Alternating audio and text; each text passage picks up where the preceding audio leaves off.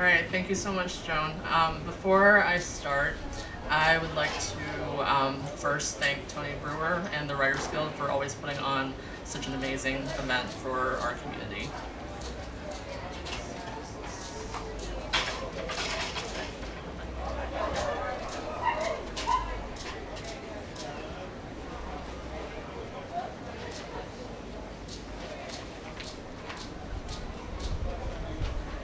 Okay, so I am going to start with a soon to be anthologized memoir. I would love to tell you which anthology it is, but they haven't done an official press release, so can't share that information yet, but I'm happy to let you know when it happens. So this is called The Importance of Anniversaries. Lately, I've been thinking about why anniversaries are so important to me and my family. In addition to wedding and graduation anniversaries, my immigrant family celebrates the following: when my dad swam from mainland China to Hong Kong, when my dad first arrived in the US, when my dad opened our family restaurant, when my mom and older siblings arrived in the US, when my parents each became US citizens. 2024 is a momentous anniversary year for me. 5 years since I gained a church family and got baptized, 10 years since I received my MFA in poetry, 25 years since I graduated high school and started college. In 1999, I was preparing to graduate high school in Radford, Virginia, while Ying, my paternal grandmother, continued to worsen after surviving 2 strokes. She was bedridden, continued to lose weight, and lost control of her bodily functions. I felt afraid, not wanting to visit her. Her favorite grandchild had always been H, my younger sister. Ying had raised her since she was a baby. In return, H never wavered in her love for Ying. She gave Ying her insulin shots and did not recoil when Ying had soiled herself. In fact, I remember H glaring and chastising me for being grossed out. Through clenched teeth, she said something like, "It shouldn't matter. She's still Ying. She still needs us." Sorry, let me adjust this first.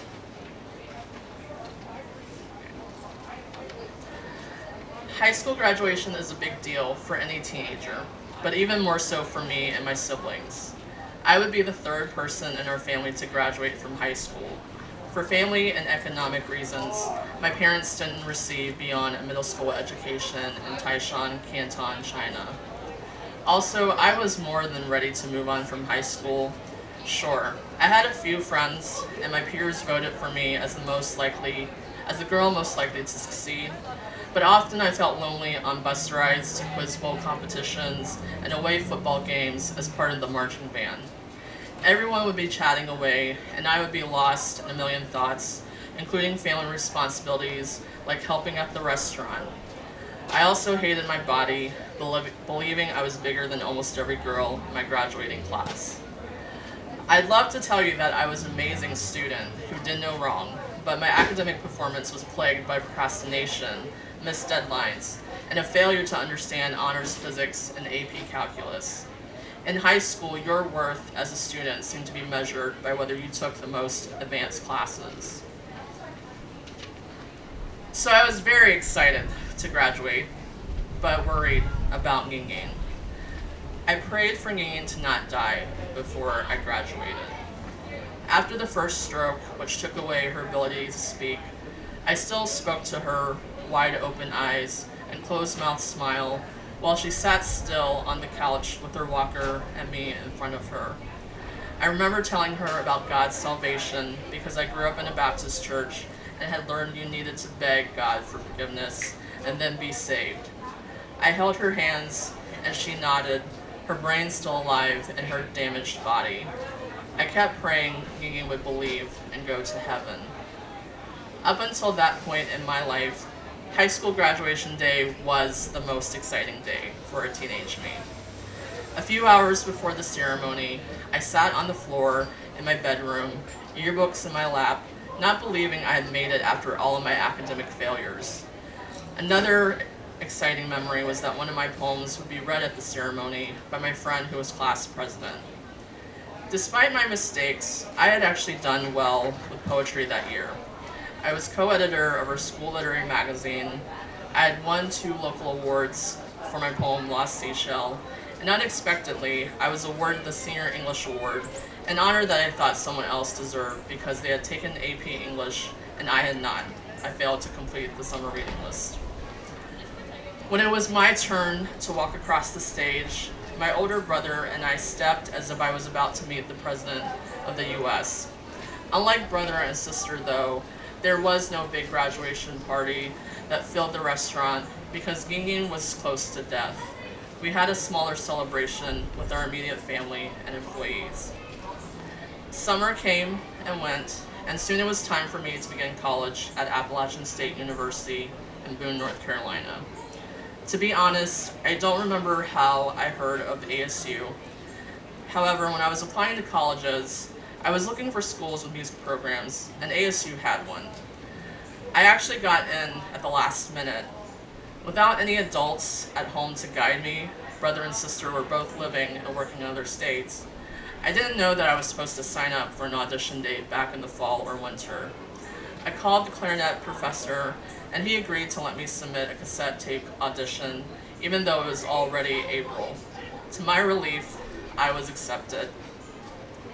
By the time I arrived at ASU, I had a schedule which I'd registered for during summer orientation.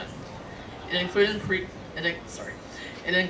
pre-calc, introduction to music industry, music theory, freshman seminar, expository writing, and clarinet lessons. I was quickly informed, though, that as a music major, I needed a major ensemble and had to take marching band. I had not planned to continue after high school. College marching band is much more different and more fun. You got to do different shows every game and didn't have to worry about ranking high in competitions.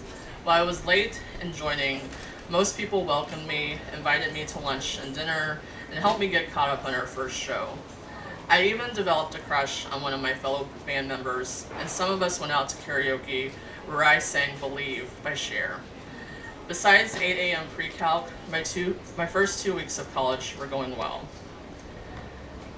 On Friday of the second week, I decided to stop by Belk Library and check my email since back then we still had dial-up internet in the dorms.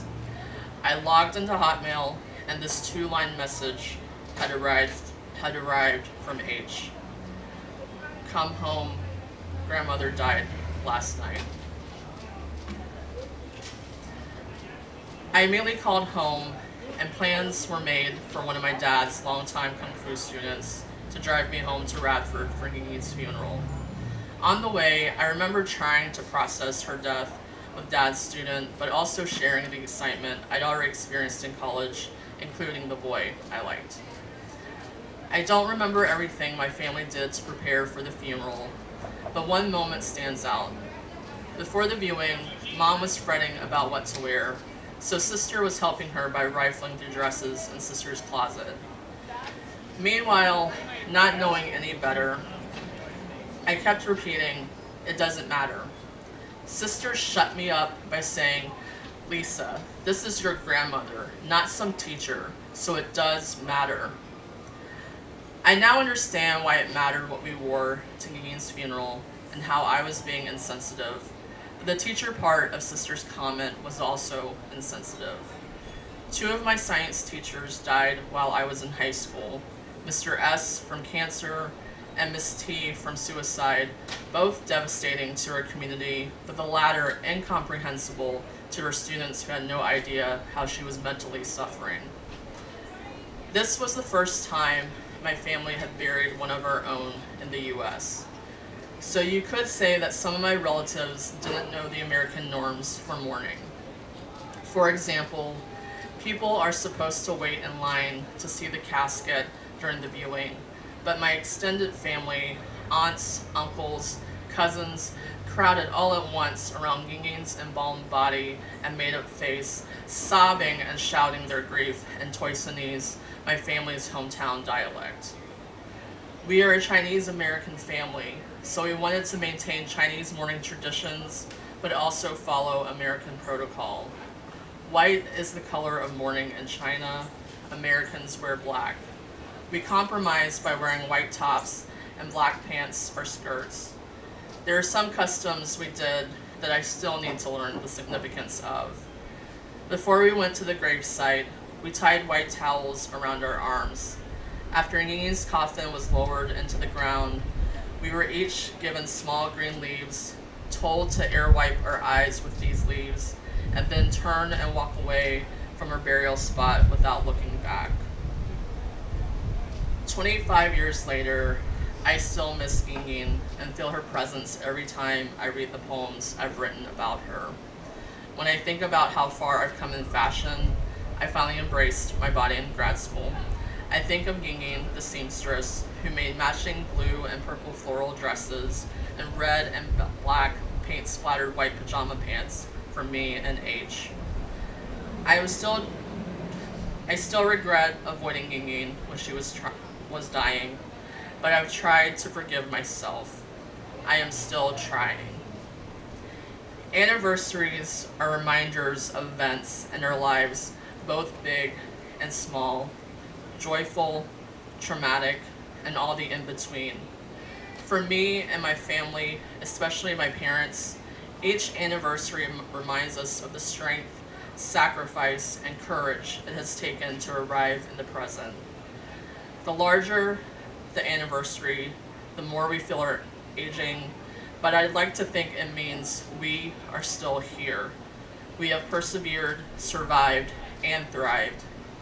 It is a privilege and honor to be able to commemorate every year living past the biggest moments of our lives. Thank you.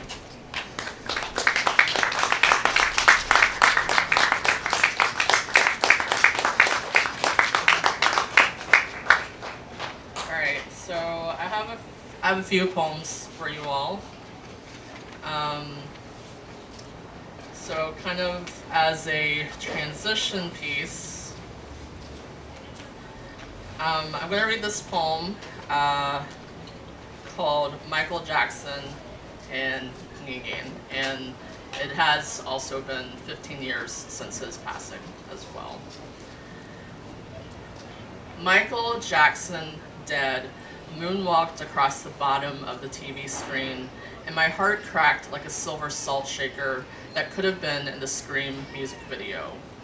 In his later years, I didn't think about him much, his music still percolating and hee-heeing in the background. I remember the time when Ying watched MTV as I looked like an octopus trying to mimic Michael's Egyptian aerobics. Ying knew almost no English, pointed to the screen. Michael Jackson. I nodded my head and kept trying to dance. No one could elude his magic, not even a poor seamstress born in Taishan. In the Dangerous album era, Michael leaped language barriers. Ying knew who he was, even though to her English was as inscrutable as Michael's self-hate, his nose a collapsing paper-thin tent at the end of his life. I'd like to think Michael and Ying are together in heaven. Perhaps he is teaching her to moonwalk, and she's helping him sew his own glittery military costumes.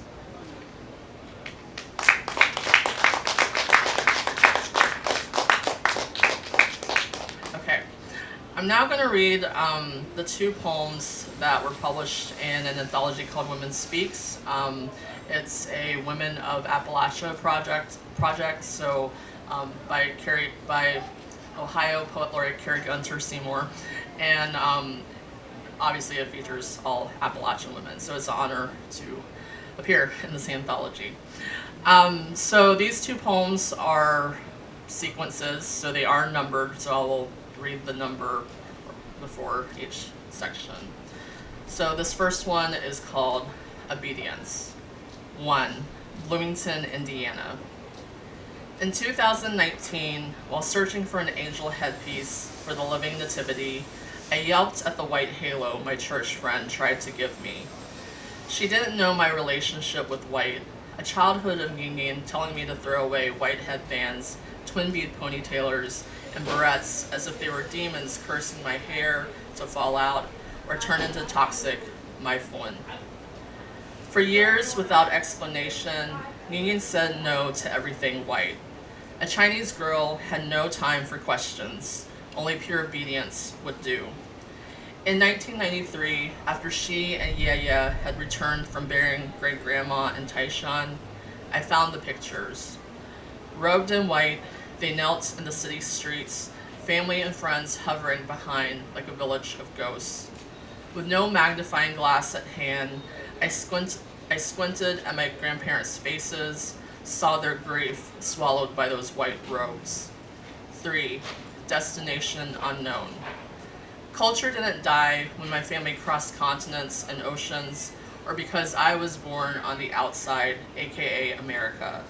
If I should still be lucky enough to become a mother someday, I will tell my daughters why white is a farewell, a white sea our ancestors set sail on into the afterlife, while I decorate their hair with sparkling red.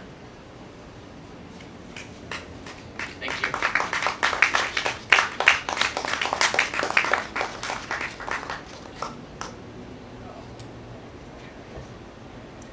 Okay, I have a question for you all. I usually like to banter with the audience.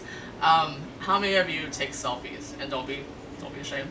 How many of you take selfies? Okay, sounds good.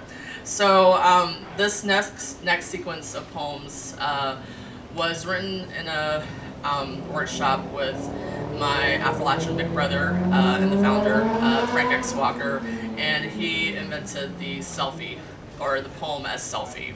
So this is the selfie sequence. 1. Portal to prosperity. Dad always says, my nose has a lot of meat. Sometimes he calls it my garlic nose. Beyond the teasing, he says a big nose means prosperity. But how do they define it? Money, health, family? 2. Sole surviving image. In the only picture we have, real Yaya does not show his teeth. Lips pursed together, he looks into the camera, unaware this is how his memory will survive, how his grandchildren will know he existed.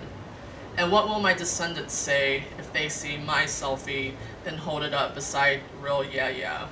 Me in color in America, him in black and white in China. 3. Self-portrait as my short legs. These short legs were never meant for ballet. Even in 3rd grade, my legs were too short, the foundation for my already protruding belly. I didn't always love them. I believed I was too fat.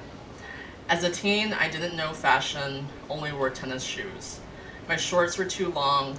I looked like I stood on 2 stumps.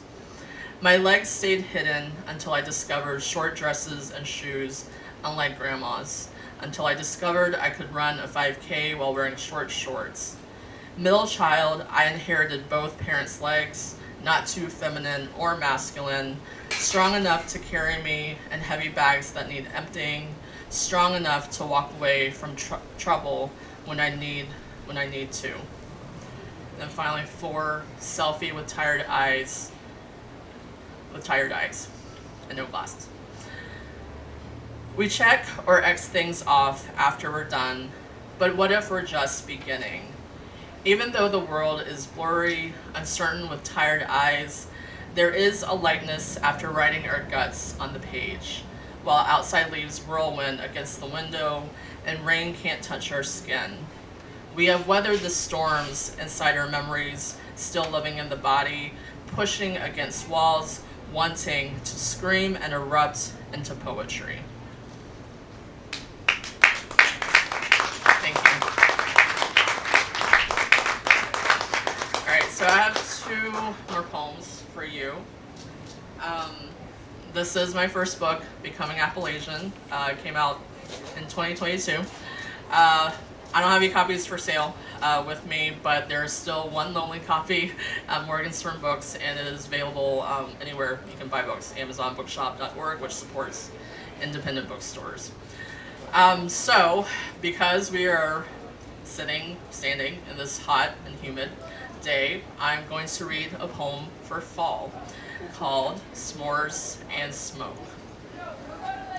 In the pumpkin patch air, a fire snaps as speared marshmallows glide in and out. Flames catch these delicious clouds, smoke kissing them until they melt, perfect between the snug hug of graham crackers and milk chocolate. The man with hazelnut hair and a sunshine heart kneels and roasts the perfect marshmallow. A toasted blush, it plummets. Wearing a boyish frown, he rubs away phantom tears with his right knuckle as the perfect marshmallow sinks into its dry grass and dirt demise. Gone quick as a leaf twirl, its loss lingers like smoke smell on our jackets, like daily heartbreaks we carry on a roasting stick. Thank you. Now I really want some s'mores. I also want to say that this is also at all the libraries in town, including Monroe County Public Library, IU Library, Wells, and the Ivy Tech, Bloomington Library, where it was first cataloged. So, and we have one of our librarians here, Ellie Moss. Sorry, put you on the spot. So, but you're a rock star in my mind. So, okay. So I'm going to end with something anniversary related again. So it has been 10 years since I was sick as all get out in the summer of 2014 with bronchitis, teaching my first summer class and also trying to finish my MFA thesis. And in the midst of all of that, I get this email from Jazzy Danziger, who was the series editor for Best New Poets, and she wrote to tell me that my poem had been accepted. And from the About section in the front, it says, in all, we received 1,850 submissions for a total of roughly 3,700 poems. 7 readers and the series editor blindly ranked these submissions, sending a few hundred selections to that year's guest editor, Dorianne Lau, who chose the final 50 poems. So I am still very honored 10 years later. I consider the equivalent of winning a Grammy, which I followed those awards when I was a little girl. So without further ado, this is An Appalachian Finds Home in Bloomington, Indiana. I call myself an Appalachian, an Asian from Appalachia. I rock leopard print and black stilettos, write protest emails to Victoria's Secret, wear books and flat-foot proof orthotics. After 5K brunch is a French tickler, a ham and cream cheese crepe, mimosa with cherry. I victory dance in the basement stairwell of Valentine, break into song upon hearing the word lonely.